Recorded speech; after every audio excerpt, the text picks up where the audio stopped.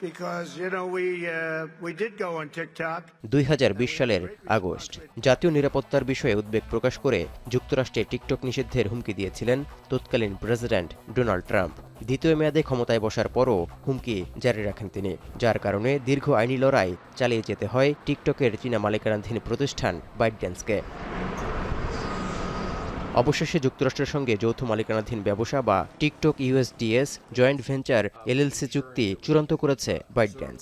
চুক্তিটির মাধ্যমে 2020 সালে যুক্তরাষ্ট্রে পাশ হওয়া আইনি নিষেধাজ্ঞাও এড়াতে সক্ষম হয়েছে টিকটক। এর মাধ্যমে 20 কোটির বেশি মার্কিন ব্যবহারকারীর তথ্য সুরক্ষিত থাকবে বলে দাবি হোয়াইট হাউসের। চুক্তিতে মালিকানার আধিপত্য যুক্তরাষ্ট্রের কাছে বিসর্জন দিতে হয়েছে চীনা প্রতিষ্ঠান বাইটড্যান্সকে। কারণ এখন থেকে টিকটকের 80.1% মালিকানা যুক্তরাষ্ট্র ও আন্তর্জাতিক বিনিয়োগকারীদের হাতে। অর্থাৎ সিংহভাগ শেয়ারের মালিক হচ্ছে ক্লাউড সেবাদাতা প্রতিষ্ঠান ওরাকল, প্রাইভেট ইকুইটি সংস্থা সিলভার লেক এবং আবুধাবি ভিত্তিক বিনিয়োগ প্রতিষ্ঠান এমজিএক্স। আর বাইটড্যান্সের মালিকানা মাত্র 19.9%। যুক্তরাষ্ট্র ও চীন সরকার উভয়ই এই চুক্তিতে সম্মতি দিয়েছে বলে নিশ্চিত করেছে হোয়াইট হাউস।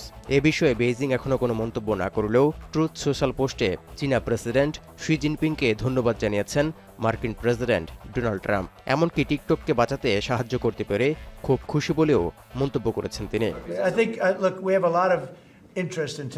ট্রাম্প প্রশাসন বরাবর নিষেধাজ্ঞার সময়সীমা স্থগিত করে বাইটড্যান্সকে আলোচনার সুযোগ তৈরি করে দিয়েছিল।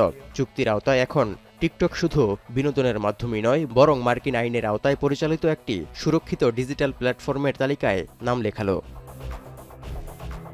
তৌহিদুর রহমান, এখন বিশ্ব। কালার এক্সপার্ট এবং ডার্ক স্যাপ সমৃদ্ধ অরিক্স অ্যাডভান্স ডিটারজেন্ট পাউডার আপনার লন্ড্রি এক্সপার্ট।